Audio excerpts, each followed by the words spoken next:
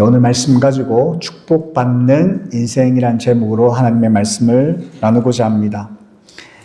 아마도 이 세상을 살아가는 사람들 중에 복을 받기 원치 않는 사람은 아무도 없을 거라 생각합니다. 모든 사람들이 다 잘 되기를 원하고 행복하기를 원하고 또 평안한 삶을 살아가기를 원할 것입니다. 여러분은 어떻습니까? 여러분들도 복 받기 원하십니까? 예, 정말 복 받기 원하십니까? 별로 복을 안 받아도 될 것 같다라는 것 같습니다. 저도 그런 복을 받고 싶어요. 하나님 앞에 그런 복된 인생을 살아가고 싶습니다.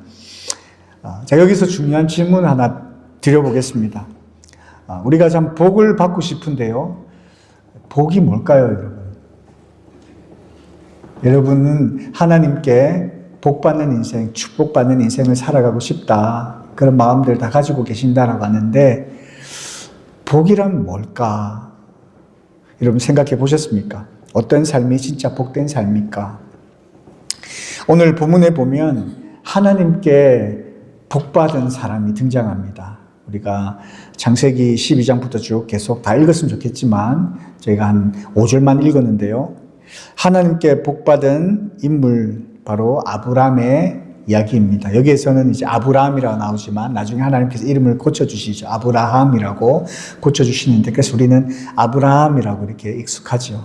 본문에는 아브라함이라고 기록되어 있지만 아브라함이라고 그렇게 말씀을 드리겠습니다. 하나님께서 아브라함에게 찾아오셔서 말씀하셨어요. 너는 너의 본토 친척과 아버지의 집을 떠나 내가 너에게 보여줄 땅으로 가라. 그리고 이렇게 약속하십니다. 내가 너로 큰 민족을 이루고 내게 복을 주어 내 이름을 창대하게 하리니 너는 복이 될지라. 복의 근원이 될지라. 이렇게 약속하십니다. 아브라함은 이 말씀에 순종했습니다. 그리고 그의 삶은 하나님께서 약속하신 대로 복을 받는 인생이었고 그리고 복의 근원이 되는 복된 인생을 살게 되었습니다. 오늘 본문을 통해서 우리가 깨닫는 것이 있습니다. 복이라는 것은 세상이 주는 것이 아닙니다. 복은 하나님께서 주시는 것입니다.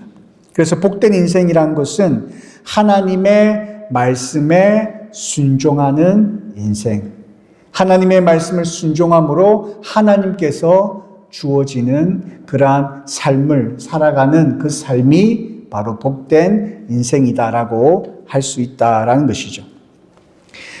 여러분, 이 복에 대해서 구약은 뭐라고 이야기하고 있는지 아십니까? 복에 대한 개념을 구약에서 이렇게 이야기하고 있습니다. 복은 장수하는 거야. 복은 잘 되는 거야. 복은 우리의 가축이 많아지는 거야. 그래서 너희가 가지는 것이 많고 자녀가 많아지고 장수하고 또 땅이 넓어지는 것, 건강한 것, 그렇게 표현하고 있습니다.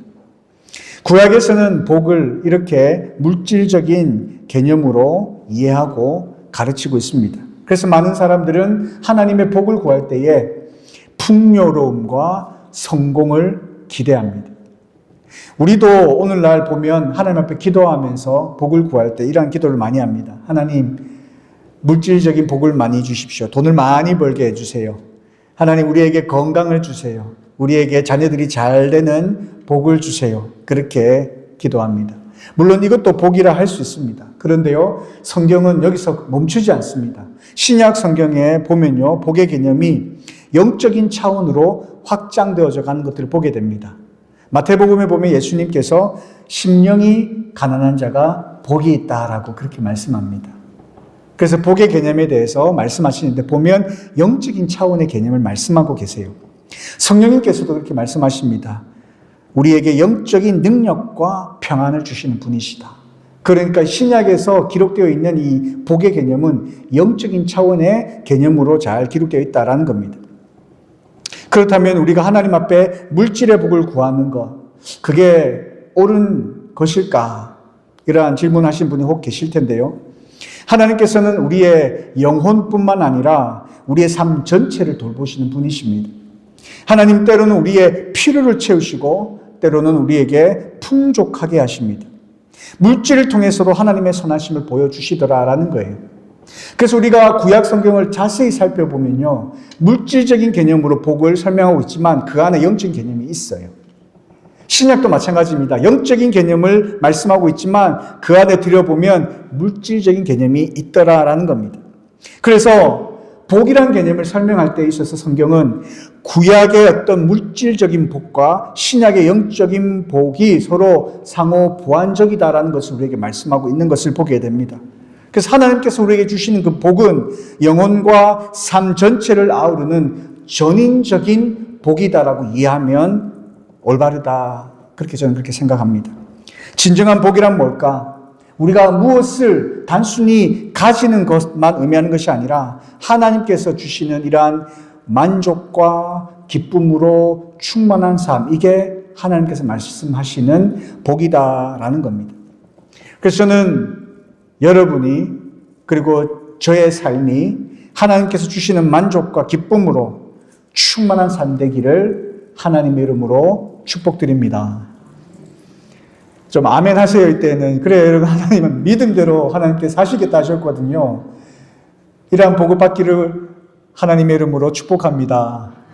네, 그러한 복 여러분 받으실 겁니다. 하나님께서 여러분에게 영적인 복도 주시고 물질적인 복도 주시고, 그래서 이 땅 가운데 살아가는 동안 하나님께서 풍성한 것으로 허락해 주실 것입니다. 세상에 많은 사람들은요, 돈이 많으면 좋을 텐데 라고 생각합니다. 성공하면 참 기쁠 텐데 라고 생각합니다. 그리고 나에게 주어진 여러 가지 문제들이 있어요. 이 문제만 해결되면 행복할 텐데 라고 그렇게 생각합니다. 그런데 가만히 생각해 보면 안 그런 것 같아요. 왜 그런가 보니까 이 세상에 가장 부유하고 성공한 사람들이 많이 있습니다. 그렇다면 그들의 삶이 다 행복해야 되잖아요. 그런데 그렇지 않더라라는 겁니다. 그들이 많은 것을 가지고 있어도, 그들이 꿈꾸고 또 그들이 목표했던 바를 이루어도 그들의 삶이 행복한가 이렇게 살펴보니까요, 삶의 의미를 잃어버리고 고통 속에 무너지는 자들이 많이 있더라는 거예요. 정치적인, 경제적인, 사회적인, 그리고 연예계에서 정말 많은 사람들에게 사랑받고 많은 것을 누리며 가졌던 그 사람들조차도 많은 것들을 가졌지만 그럼에도 불구하고 그들의 마음이 공허해서 그들의 삶을 마무리하는 사람들이 있더라라는 겁니다. 그래서 다시 한 번 더 생각해 보는 겁니다. 정말 진정한 의미의 복이 뭘까? 세상에서 여러분에게 줄 수 있는 것은요, 여러분이 많이 가질 수 있는 어떤 그런 것들은 여러분 누릴 수 있을지는 모르겠으나, 그러나 세상이 줄 수 있는 참 행복, 그런 것들은 한계가 있더라는 것입니다. 세상에서 우리가 가질 수 있는 그 어떤 것들, 이러한 것들이 나를 행복하게 해줄 수 있을 것이라 생각하는 그 무엇인가가 우리에게 주어진다 하더라도 그것들이 우리를 만족하게 채울 수 없더라라는 것입니다. 물질이 채워져도 마음이 여전히 목마르고요. 성공을 거두어도 우리의 영혼은 여전히 외롭더라라는 것입니다. 그래서 진정한 복은 뭘까? 그것은 오직 하나님께로부터 오는 만족, 오직 하나님께서 우리에게 채워주실 때에 우리가 하나님 앞에서 정말 기뻐하고 즐거워할 수 있는 그것이 진짜 복이더라라는 것을 깨닫게 되더라라는 거예요. 제가 잘 알고 있는 목사님이 계십니다. 목사님은 은퇴를 하시고 지금 이제 한국에서 계시는 목사님인데요. 이 목사님이 정말 사랑하는 아들이 있었습니다. 아들 셋에 딸이 하나인데 막내 아들을 일찍이 하늘로 보냈습니다. 얼마나 그 마음이 슬프고 힘들겠습니까? 근데 아들을 하늘로 보내고 장례를 치르고 난 이후에 페이스북에 10대 감사라는 그러한 글을 올렸습니다. 제가 그 글을 읽고 굉장히 감동을 받았고 그것을 제가 카피를 해두은 게 있어요. 제가 그냥 읽어드릴게요. 그냥 그분이 올린 글을 그대로 제가 읽어드릴게요. 첫째, 그러니까 장례식이 끝나고 그 다음날 바로 쓰신 거예요. 10가지 감사를 했는데요. 10가지 감사 중에 첫 번째가 끝까지 신앙을 고백하며 천국에 입성하게 하심을 감사. 가로에 넣고요.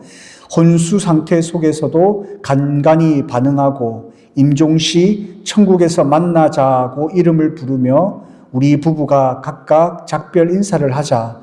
응 하며 2번 고개를 끄덕이며 반응하며 임종. 두 번째, 죄 많은 세상에서 더 죄 짓지 않고 일찍 천국에 데려가심에 감사. 셋째, 고통의 병상 생활을 오래 하지 않고 편안한 모습으로 데려가심에 감사. 가로에 넣고 부연 설명해 놨습니다. 입원 즉시 중환자실에서 거의 혼수 상태로 23일 만에 부름받음. 네 번째, 외국에 살고 있는 부모가 고국 방문 중에 돌보고 임종을 지키게 하심에 감사. 여기도 부연 설명을 하고 있기를 3년 만에 한국 방문 중에 제주에 사는 아들의 갑작스런 중환자실 입원 소식을 듣게 됨. 다섯 번째, 이 아들로 인해 온 식구들과 친척들이 한 곳에 모이고 가족 애를 확인하게 하셔서 감사. 여섯 번째, 많은 교회와 교육자들과 성도들이 눈물의 중보 기도를 해 주심에 감사. 여기도 부연 설명이 있습니다. 미국 남대서양 대회 산하 교육자들과 교회들의 간절한 기도와 아틀란타 지역 교역자 협의회 교역자들이 특별 기도회 모임을 가진 일과 본인이 심우하는 교회를 비롯한 한국의 큰 아들이 사역하는 교회와 둘째 아들이 사역하는 교회를 비롯해서 수많은 제 친지의 교회들의 새벽 기도와 특별 기도를 통해 눈물로 기도해 준 일. 일곱 번째, 사랑과 정성의 성금으로 병원비와 재반 장례 비용에 전혀 어려움 없게 된 일에 감사. 심지어 땡땡 교회의 성도들의 130여 매의 헌혈 증서까지 모아주심에 감사. 여덟 번째, 장례식장에 참석하여 끝까지 함께 해준 아들의 친구 25명 중 불신 친구들에게 집중 전도하게 되어 감사. 아홉 번째, 은혜롭고 감동 넘치는 장례 예배를 허락하심에 감사.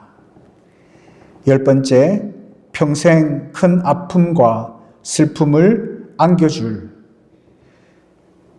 처자식이 없는 미혼의 몸으로 불러가심에도 감사. 무엇보다 사랑하는 막내 아들과의 이별의 슬픔 속에서도 하나님이 주시는 특별한 은혜와 위로하심으로 감사할 수 있는 믿음 주신 하나님께 감사드립니다. 이분이 정상적인 사람일까요? 아들을 떠나보낸 부모의 마음이 어떠할까? 저는 정말 상상도 하기 싫은 그런 아픔인 것 같아요. 그런데 하나님의 위로와 하나님의 그 만져주신 은혜가 얼마나 큰지 이 감사를 나누고 싶어서 이 글을 쓰신 거예요. 아마 본인이 믿음이, 신앙이 좋아서가 아니라 그때 하나님께서 집중적으로 주신 그 은혜 때문에 그 은혜가 너무 감사해서 그렇게 기록하게 된 게 아닌가 저는 그렇게 생각합니다. 저는 이게 참된 복이라 생각하고 싶습니다. 세상이 이해하지 못하는 평안함, 하나님께서 채워주실 때에 비록 물질이 부족하다 할지라도 내가 처해 있는 환경이 정말 힘든 그런 상황이라 할지라도 그 안에서 우리 마음속에 기쁨과 감사가 흘러나오는 이러한 삶을 살아가는 그 삶이 축복받은 인생 아닐까요? 내가 물질적으로 풍요롭고 명예롭고 세상의 그 꼭대기에 서 있는다 할지라도 내 마음에 기쁨이 없고 만족이 없고 평안이 없다면 그 사람은 그 마음이 정말 그 인생이 복된 인생이다 할 수 있겠습니까? 하나님께서 우리의 삶을 책임져 주시고 우리와 함께 해주시고 비록 내가 가진 것이 없다 할지라도 내가 많은 사람들이 인정받는 삶을 살지 못한다 할지라도 상상도 할 수 없는 고통에 몸부림치는 그러한 형편과 환경 속에 있는 그 순간이라 할지라도 하나님께서 찾아와 주셔서 우리의 마음을 아시고 위로해 주시고 인정해 주시고 만져주시고 내 삶 속에 기쁨을 주시고 감격을 주신다고 한다면, 그래서 내 마음이 기쁨과 즐거움으로 가득 찬다라고 한다면 저는 그 삶이 행복한 삶이다, 축복받은 인생이다라고 생각합니다. 저는 여러분의 삶이 하나님으로부터 주어지는 이러한 복된 인생 되시기를 간절히 소망합니다. 하나님께서 여러분의 삶을 책임져 주시고 여러분의 삶을 이토록 즐겁게 행복하게 감사가 넘쳐나는 인생으로 이끌어 주시는 그런 복된 삶을 살아가는 복된 인생, 그런 삶을 살아가는 저와 여러분의 삶이 되기를 간절히 소망합니다. 그렇다면 누가 이러한 삶을 살아갈 수 있을까요? 누가 이런 복된 삶을 살아간다라고 할 수 있을까요? 저는 오늘 본문의 말씀을 통하여 세 가지를 말씀드리려 합니다. 그 첫 번째가 바로 하나님의 부르심을 받은 사람이다라는 거예요. 하나님은 아브라함을 먼저 부르셨습니다. 너는 너의 본토, 친척과 아버지의 집을 떠나라 이렇게 말씀합니다. 아브라함의 그 인생은 하나님께서 부르신 그 한마디에서 시작되어지는 것을 보게 됩니다. 그의 삶은 그 하나님의 부르심에 따라 완전히 다른 삶을 살게 됩니다. 새로운 방향으로 나아가게 되더라라는 것이죠. 더 이상 그는 자신이 계획했던 그런 인생이 아니라 하나님께서 계획하시는 그 인생으로 살게 되더라라는 겁니다. 복은 언제나 하나님께서 먼저 시작하십니다. 아브라함이 하나님을 먼저 찾은 것이 아니었어요. 그가 우상을 섬기던 갈대아 우르에서 평범하게 그렇게 살아가고 있었을 그때에 하나님께서 아브라함을 직접 찾아가셨던 거예요. 그리고 그의 이름을 부르셨던 거예요. 그를 그 자리에서 일으켜 세우신 것입니다. 이것이 아브라함이 복된 삶을 살아갈 수 있었던 그 복의 시작이었다라는 겁니다. 오늘 우리도 마찬가지입니다. 우리가 하나님을 찾은 게 아니에요. 하나님께서 우리를 먼저 찾아오셨어요. 하나님께서 먼저 우리의 이름을 불러주셨다라는 겁니다. 하나님께서 나를 먼저 기억하셨고 우리를 찾아오셨기 때문에 지금 여러분이 이 자리에 앉아 계시는 거예요. 여러분이 잘났기 때문이 아닙니다. 여러분이 무슨 믿음이 좋아서가 아니에요. 하나님께서 여러분을 선택해 주셨고 여러분을 기억해 주셨고 여러분의 이름을 불러주셨기 때문에 여러분이 지금 이 자리에 나와 있는 것입니다. 그러하기에 그 사실 하나만으로도 우리는 이미 복된 사람입니다. 복된 인생을 살아가는 축복된 하나님의 백성인 것입니다. 하나님께서 나를 부르셨다. 이 고백이 바로 축복의 고백인 것이죠.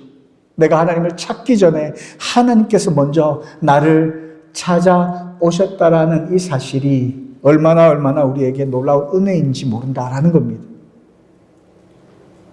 여러분, 이것이 여러분에게 은혜로 다가오십니까? 만약에 다가오신다면 그것이 축복이에요. 그것을 깨닫는 것 그 자체가 복된 소식이다라는 겁니다. 여러분, 우리가 잘 알고 있는 사도 바울 있죠. 이 사도 바울은 예수님을 믿는 사람들을 잡아가며 찾아가며 죽였던, 그냥 잡아 쳐놓던 그런 사람이었습니다. 그런데 하나님께서는 사울을 부르십니다. 다메섹 도상에서 사울아 사울아 네가 어찌하여 나를 박해하느냐, 이 한마디 부르심 앞에 그의 인생이 완전히 바뀌어지는 모습들을 우리는 보게 됩니다. 예수님께서 그 앞에 찾아오셨습니다. 그를 불렀습니다. 그 이후로 그는 사도 바울이 되었습니다. 하나님의 나라를 위한 하나님의 일꾼으로 살게 되었다라는 겁니다. 그 하나님의 부르심이 그의 삶을 바꾸어 놓은 거예요. 그의 삶의 방향을 바꾸어 놓은 거예요. 죄와 어둠 속에 있던 사람을 빛으로 인도하시는, 세상의 목적을 따라 세상의 가치를 따라 살아갔던 그 사람을 하나님께서는 하나님의 목적 안으로 이끄셨다라는 겁니다. 그러하게 하나님께서 부르셨다라는 그 자체가 복인 것입니다. 여러분, 우리가 오늘 이 예배 자리에 앉아 있는 거 결코 우연이 아닙니다. 수많은 선택이 있고 수많은 길들 중에 하나님께서 우리를 이곳으로 인도하셨고 여러분을 부르신 것입니다. 그 하나님의 그 부르심 앞에 여러분이 응답하셨기 때문에 지금 이 자리에 앉아 계신 것이다라는 거죠. 그러므로 아브라함처럼 하나님께서 그 아브라함을 부르셨다. 그 부르신 것만으로 아브라함에게 복된 인생을 살게 해 주셨던 것처럼 하나님께서 여러분을 부르신 것, 그것만으로 충분히 우리는 복된 사람이요, 복된 인생을 살아갈 수밖에 없다는 사실을 기억하시기를 바랍니다. 하나님께서 여러분을 부르셨고 새로운 길로 여시고 인생의 방향을 새롭게 인도하신다는 사실을 여러분 깨달으시기를 바랍니다. 이처럼 복된 인생이라는 것은 하나님의 부르심을 받는 인생입니다. 하나님께서 여러분을 부르셨기에 무가치한 인생을 살아갈 수밖에 없는 우리가 이제는 하나님의 자녀로 세우심을 받은 것입니다. 그 하나님의 그 부르심을 기억하는 사람이라고 한다면 우리가 어떠한 삶의 형편 속에 어떠한 상황 속에 처해 있을지라도 우리는 감사할 수 있게 된다라는 것이죠. 힘들고 어려운 순간에 있다 할지라도 하나님이 나를 하나님의 자녀로 부르셨다라는 그 사실을 여러분 기억하시고 하나님께서 나와 함께 하시기에 내가 처해 있는 이 순간도 하나님께서 능히 이겨내게 하실 것이다. 나에게 도울 자를 보내어 주실 것이고 이 환경을 이겨낼 수 있는 피할 수 있는 길을 허락하실 것이다. 왜냐하면 하나님이 나를 하나님의 자녀로 불러주신 나는 하나님의 자녀이기 때문이라는 사실을 기억하시면서 어렵고 힘든 그 순간이라 할지라도 그 자리에서 감사하는 하나님의 거룩한 백성들 되시기를 주님의 이름으로 축원드립니다. 두 번째, 복된 인생은 하나님의 인도를 받는 사람입니다. 아브라함은 하나님의 부르심 앞에 순종합니다. 하지만 그가 가야 할 길을 보면요, 한눈에 다 보이지가 않았습니다. 하나님의 방법은 그런 것 같아요. 어떤 목적지를 정확하게 알려주지 않습니다. 그리고 이렇게 말씀합니다. 내가 너에게 보여줄 땅으로 가라. 이게 전부예요. 하나님께서는 우리의 인생을 이끌어 나가실 때에 단번에 목적을 보여주시지 않아요. 이 단계 다음에 이렇게 해야 되고 그 다음엔 이렇게 해야 되고 절대 그렇게 보여주시지 않더라라는 겁니다.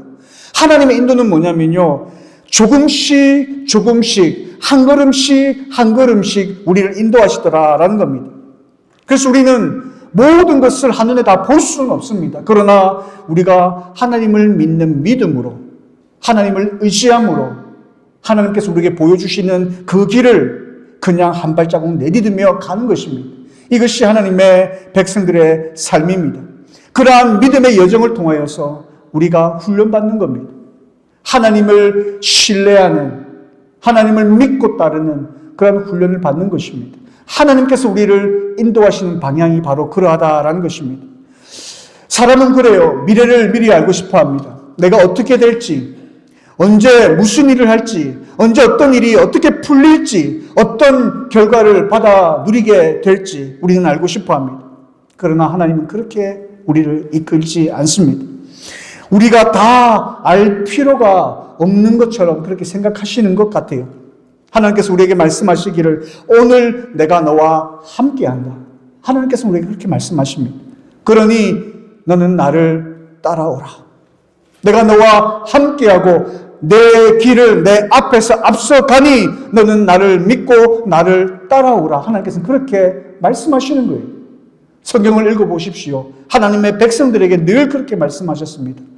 그에게 어떤 결과가 있을 것이라 말씀하시는 것이 아니라 그냥 내가 너에게 이른 그 말을 믿고 순종하고 따라올 것을 말씀하고 있다라는 것입니다. 아브라함의 삶이 그랬습니다. 큰 민족을 이루겠다라고 약속은 하셨지만 그 약속을 받아 누리기까지 그는 25년이 걸렸습니다. 그것도요, 25년이 큰 민족을 이룬다라는 그 하나님의 약속을 본 것이 아니었습니다. 고작 아들 한 명 얻게 됩니다. 그 아들 한 명 얻기까지 25년이나 시간이 걸렸고요. 그가 죽기 전에도 하나님께서 약속하신 이 큰 민족 이루시겠다는 하나님의 약속을 보지 못하고 죽었어요. 그렇다고 해서 하나님께서 약속을 지키지 않으셨습니까? 지키셨어요. 약속 지키셨어요. 비록 그가 그의 생에 보지는 못했지만 하나님께서 아브라함과 하셨던 그 약속을 반드시 지키시더라는 것입니다. 이것이 하나님께서 이끄시는 방법입니다. 긴 시간 동안 하나님은 아브라함을 훈련시키신 겁니다. 믿음이 깊어지고 더욱 하나님을 신뢰하도록, 그의 믿음이 단단해지도록 하나님께서 다듬으셨던 겁니다. 오랫동안 기다리게 하시고 그 기다림, 인내 속에서 하나님께서는 일하시더라라는 겁니다. 아무런 일이 일어나지 않는 것 같아요. 시간이 너무나 내가 생각했던 것보다 훨씬 더 많은 시간들이 필요한 것 같습니다. 그러나 하나님께서는 우리 안에 이 인내의 과정을 통하여서 믿음이 자라게 하시더라라는 거예요. 우리의 성품이 더욱더 하나님 닮아가게끔 성숙한 과정으로 우리를 훈련시키시더라라는 겁니다. 사랑하는 성도 여러분, 혹시 여러분의 삶 가운데 이러한 오랜 기다림의 시간을 지나고 계신 분들이 있진 않으십니까? 내가 하나님 앞에 기도해도 그 기도가 응답되지 않는 거예요. 응답이 더디어져 가는 겁니다. 마치 하나님께서 나의 기도에 응답하시지 않고 침묵하고 계시는 것처럼 그렇게 느껴지실 때가 있진 않으십니까? 그때 여러분 기억하시기를 바랍니다. 하나님은 침묵 속에서도 여전히 일하고 계신다는 사실을 꼭 기억하시기를 바랍니다. 당장 내 앞에 길이 보이지 않을 때가 있습니다. 그러나 하나님께서는 여전히 여러분과 함께 하셔서 여러분의 길을 인도하고 계신다는 사실을 기억하셔야 합니다. 베드로의 삶이 그랬습니다. 예수님께서 승천하시면서 뭐라고 하셨습니까? 성령을 기다리라. 예수님께서는 베드로에게 내가 너를 통하여 교회를 세우겠다 말씀하셨거든요. 그런데 베드로의 삶 속에 그를 통하여 교회가 생겨날 조짐이 보이지 않는 거예요. 승천하시기 그 직전까지도 보이지 않는 거예요. 그냥 예수님께서 하시는 말씀 뭐냐면 성령을 기다리라는 겁니다. 나가서 복음 전하라 말씀도 안 하셨어요. 기다려라. 오랜 기다림 속에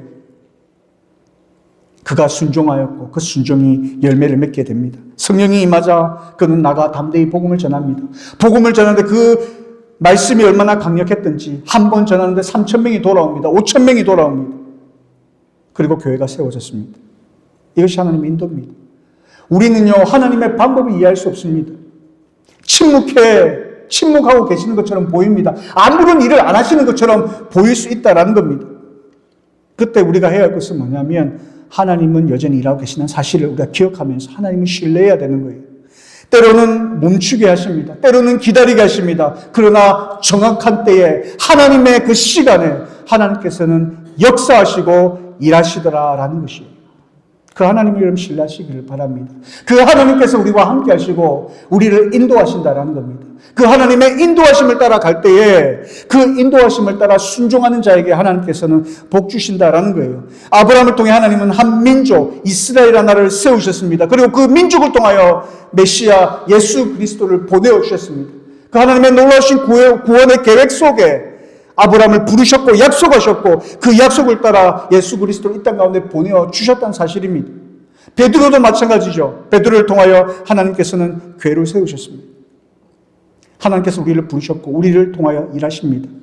아무것도 안 하고 계시는 것처럼 보이고 우리에게 아무런 변화가 일어나지 않는 것처럼 보이지만 하나님께서는 여전히 우리 가운데 역사하고 계시다는 사실을 기억하시길 바랍니다. 우리가 몰라서 그렇지, 우리가 알 수 없어서 그렇지 하나님께서는 지금도 역사하고 계시고 일하고 계십니다. 하나님의 때에 놀라운 그 하나님의 계획이 우리 교회를 통하여 나타날 줄로 믿습니다. 그래서 우리는 하나님의 인도를 받는 삶이 때로는 부담스럽게 다가오고 때로는 두렵게 여겨지고 때로는 오랫동안 기다려야 하기 때문에 너무나 힘들게 여겨질 때가 있을 겁니다. 그러나 그 길을 걸어가는 것이 가장 안전하고 가장 복된 길임을 깨달으시기를 바랍니다. 그것은 바로 내가 원해서 내 계획대로 가는 길이 아니라 하나님께서 우리를 인도하시는 길이기 때문에 그렇습니다. 여러분의 걸어가는 그 발걸음이 불확실하게 느껴지십니까? 앞이 보이지 않아 불안해 하십니까? 그럼에도 불구하고 여러분 멈추지 마십시오. 믿음으로 한 발자국 한 발자국 내딛으시길 바랍니다. 그리고 하나님께서 보여주시는 그만큼 여러분 순종하시길 바랍니다. 그 한 걸음 속에 하나님께서는 그 다음의 길을 열어주시고 보여주시고, 아브라함이 그랬던 것처럼, 그리고 베드로가 그랬던 것처럼 우리에게 보여주시는 그 길을 통하여서, 인도하시는 그 길을 통하여서 하나님께서는 우리에게 복된 길로 인도해 주신다는 사실을 믿음으로 바라보시고 그 길로 걸어가시고 하나님께서 주시는 그 복을 누리는 저 여러분 삶이 되시기를 바랍니다. 마지막으로 믿음으로 순종하는 사람이 복된 삶을 누리는 사람입니다. 아브라함은 어디로 가야 할지 모른 채 떠났습니다. 이것은 단순한 용기라기보다는 믿음의 순종이었습니다. 당시 사회는 혈연 중심 부족 사회라고 말씀드렸습니다. 아버지를 떠난다는 것은 보호망을 잃어버리는 것과 마찬가지예요. 그들이 함께 힘을 다하여서 그들의 안전을 자기들이 보장을 받아야 되는데 자신을 지켜줄 공동체도 사라진 것을 의미하고 그들이 의지해야 할 그러한 울타리가 사라졌다는 것을 의미하는 것입니다. 그러나 아브라함은 인간적인 계산보다 하나님의 말씀을 더 신뢰함으로 떠난 것입니다. 하나님께서 그와 함께 하신다, 그의 삶을 인도하신다라는 그 말씀 믿고 그의 발걸음을 옮겼다라는 것입니다. 우리도 마찬가지예요. 때로는 하나님께서 우리에게 결단을 요구하실 때가 있습니다. 정말 안정된 자리를 우리가 떠나야 할 때가 있다라는 것입니다. 눈에 보이는 안전, 눈에 보이는 그러한 보장된 삶을 우리가 내려놓고 하나님만 의지해야 할 그 순간이 우리에게 찾아올 때가 있다라는 것입니다. 그때 우리가 해야 할 것은 하나님을 의지하는 거예요. 하나님을 순종하는 거예요. 그 하나님의 말씀 앞에 순종하는 것이 너무나 부담스럽게 우리에게 다 찾아오고, 내가 그 말씀대로 살아간다는 것이 너무나 어렵게 느껴지고, 내가 계산을 해도 맞지 않고 손해보는 것 같고 너무나 두려움을 느끼는 그런 순간이라 할지라도 그 말씀 앞에 믿음으로 순종할 때에 하나님께서는 우리의 삶을 책임져 주시고 인간의 계산을 뛰어넘는 놀라운 하나님의 역사하심으로 인도하신다라는 것입니다. 우리가 잘 알고 있는 베드로, 계속해서 베드로와 또 바울 이야기를 제가 말씀을 드리는데 이들의 삶이 그러했습니다. 아브라함뿐만 아니라 하나님의 거룩한 백성들의 삶이 그러했습니다. 그들은 안정된 삶을 버리고 하나님의 말씀 순종함으로 그들의 계산에 맞지 않는 삶이라 할지라도 그 길을 향해 한 발자국 내딛었습니다. 믿음으로 걸어가는 그들에게 하나님은 함께 하셨고 그들이 상상도 할 수 없었던, 기대도 하지 못했던 놀라운 하나님의 역사를 그들의 눈으로 보았고 귀로 들었고 손으로 만졌더라라는 것입니다. 하나님의 역사하심, 하나님의 임재, 하나님께서 일하시는 그 현장을 보는 사람, 그 사람이 복된 인생입니다. 복된 사람입니다. 하나님께서 나의 삶 가운데 일하시는 그 일하심을 그런 경험한 사람은 그 무엇과도 바꿀 수 없는 그 기쁨이, 감격이 찾아오는 것입니다. 그러하기에 어떠한 상황 속에서도, 어떤 어려움 속에서도 우리는 하나님 앞에 고백할 수 있는 거예요.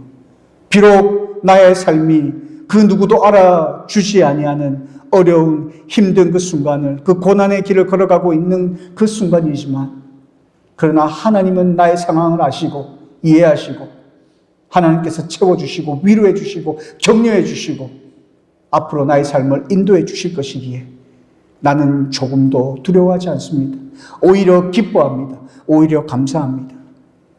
모든 사람들이 걱정할 만한 그러한 상황과 형편 속에서도 오히려 그 상황 속에서 하나님 앞에 감사할 수 있는 믿음의 용사로 세워져 가는 것이다라는 것이죠.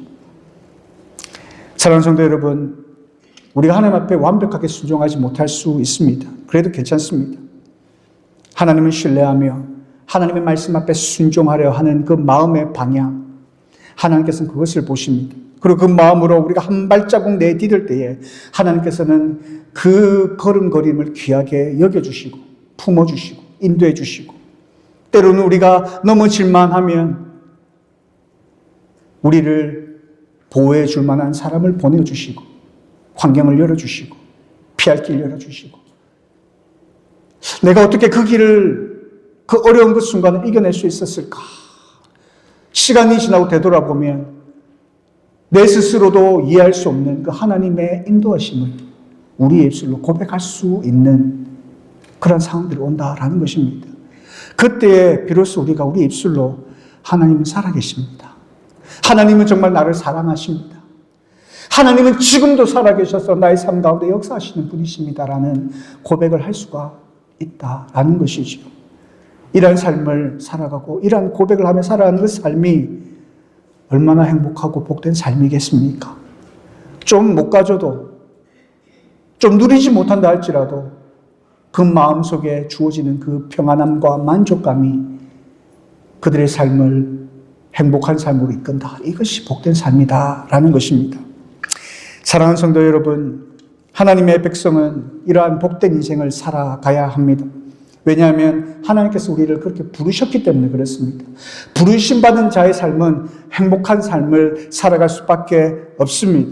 왜냐하면 하나님께서 우리를 그렇게 인도해 주실 것이기 때문에 그렇습니다. 그래서 우리가 믿음으로 순종하며 나아갈 때에 하나님께서는 우리에게 이러한 복으로 함께 주십니다.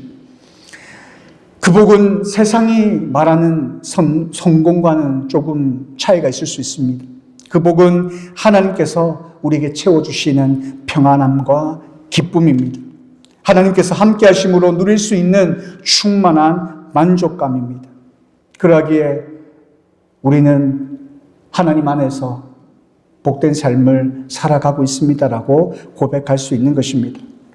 오늘 이 시간 이후로 이렇게 우리는 고백을 했으면 좋겠습니다. 하나님, 우리가 물질이 아니라 하나님으로 만족하며 살아가게 하여 주옵소서. 상황이 아니라 주님의 인도하심으로 기뻐하며 살게 하여 주옵소서. 두려움이 아니라 믿음으로 순종하게 하여 주시옵소서.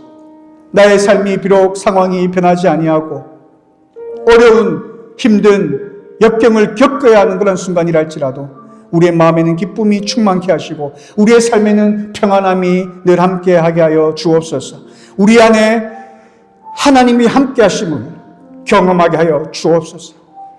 하나님이 주시는 그 복을 누리며 살아가는 참된 축복 누리며 살아가는 인생 되게 하여 주옵소서. 그런 고백하는 저와 여러분의 삶이 되시기를 주님의 이름으로 축원드립니다. 이 시간 하나님께서 우리에게 주신 말씀을 생각하면서 하나님 앞에 기도하며 나가는 시간 되었으면 좋겠습니다. 여러분, 우리는 이 세상 속에서 많은 것 갖기를 원합니다. 높은 자리에 서기를 원합니다.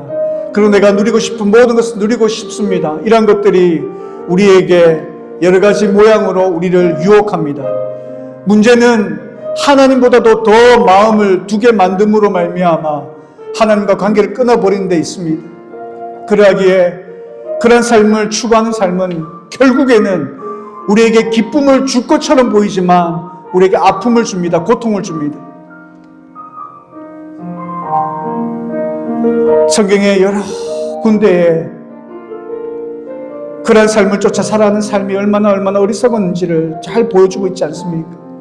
그런데요, 우리가 하나님을 의지하고 하나님을 신뢰하고 나아가는 그 길, 하나님께서 우리를 부르셨고 또 그 말씀 앞에 순종하며 살아가는 그 삶이 때로는 우리에게 어리석어 보이고 손해보는 것처럼 보이지만 하나님께서 우리를 이끄시는 그 삶이기에, 하나님께서 대신 채워주시는 삶이기에, 하나님께서 대신 우리를 위하여 싸워주시고 승리케 해주시는 삶이기에 결국에는 우리 마음속에 기쁨과 감사와 감격이 넘치는 삶을 살게 되는 것입니다. 이것이 진짜 우리로 하여금 행복으로 이끄는, 만족으로 이끄는 복된 삶임을 여러분 기억하시길 바랍니다.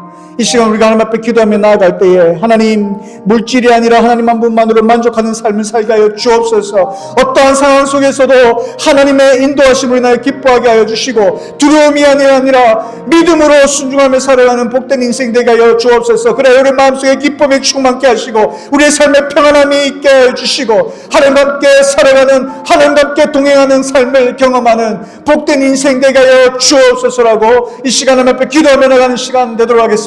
기도하겠습니다. 참 좋으신 나의 아버지 하나님, 하나님의 은혜를 진심으로 감사를 드립니다. 하나님, 악한 영들은 우리로 하여금 여러 가지 물질과 명예와 또 쾌락으로 우리를 유혹합니다. 그것이 우리에게 행복을 가져다 줄 것이라고 속입니다. 우리는 때로는 그 속삭임에 넘어가서 하나님 후회하며 하나님 앞에 어리석은 나의 모습을 바라보며 후회하며 회개하며 돌아올 때가 참으로 많이 있습니다. 아버지 하나님, 우리는 그러한 인생을 더 이상 살아가지 않기를 원합니다. 하나님을 바라보며 살게 하여 주옵소서. 이 세상에 수많은 인종들이 있고 수많은 종교들이 있지만 하나님께서 특별히 우리를 기억하여 주시고 우리를 선택하여 주시어서 너는 내 아들이라 내 딸이라고 칭해 주시며 우리를 불러주신 그 하나님의 은혜 앞에 감사하는 삶을 살아가게 하시고 하나님, 매 순간 우리에게 말씀하시는 그 말씀의 방향으로 순종하며 따라 살아가는 저들의 삶이 되게 하여 주시옵기를 소망합니다. 하나님의 말씀의 앞에 하나님 살아감으로 인하여서 우리에게 주어지는 그 하나님의 위로와 평안을 하나님 누릴 수 있도록 인도하여 주시어서 날마다 살아가는 날 동안 우리의 입술을 통하여 하나님만을 고백하며 찬양하며 하나님, 내가 이 세상을 살아가며 이 세상의 가치를 살아가는 삶이 아니라 오직 하나님 한 분만으로 만족하며 살아가는 인생 되게 해달라고 고백하며 하나님 앞에 나아가는 저들의 삶이 될 수 있도록 인도하여 주시옵소서. 여러 가지 상황이 우리에게 엄습해오고 우리로 하여금 좌절하고 실망할 수밖에 없는 상황이 온다 할지라도 그 가운데 우리와 함께 하신 하나님을 바라보며 만족하는 삶을 살게 하시고 하나님의 인도심을 따라 살아가는 기쁨이 감격이 충만한 인생 살아가는 저들의 삶이 되게 하여 주옵소서. 하나님, 그래 어떠한 상황 속에 있을지라도 우리의 입술로 고백하며 감사하며 감격하는 복된 인생 살아가는 복된 삶이 될 수 있도록 하나님, 그런 복된 제가 될 수 있도록 축복받는 삶이 될 수 있도록 하나님 우리와 함께 하여 주시옵소서. 우리의 마음에 주님께서 주시는 기쁨으로 충만케 하시며 우리의 삶에 하나님께서 주시는 평안으로 살아가는 복된 인생 될 수 있도록 은혜 베풀어 주옵소서. 어디를 가든지 우리와 함께 하신 하나님을 경험하게 하시고 우리와 함께 하신 하나님, 인하여 내 마음속에 기쁨이 감격이 충만하여 하나님답게 날마다 즐거워하며 만족하며 행복한 인생 살아가는 복된 삶이 될 수 있도록 하나님 인도하여 주시옵소서.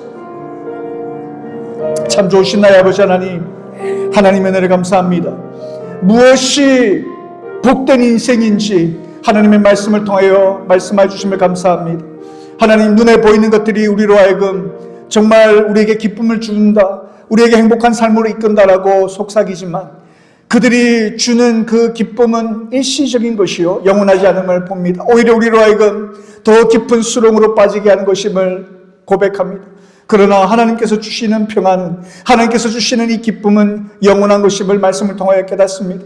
하나님 한 분만으로 만족하는 인생 되게 하여 주시고 어떠한 상황 속에서도 우리와 함께 하시는 하나님을 바라보며 그 상황에서도 하나님 앞에 감사하며 기뻐하며 즐거워하는 저희들의 삶이 될 수 있도록 인도하여 주옵소서. 진정한 복된 삶이 무엇인지를 깨달아 정말 복된 인생 살아가는 복된 주의 자녀들 될 수 있도록 은혜를 베풀어 주시옵소서. 감사드리며 살아계신 예수님의 이름으로 기도드리옵나이다. 아멘.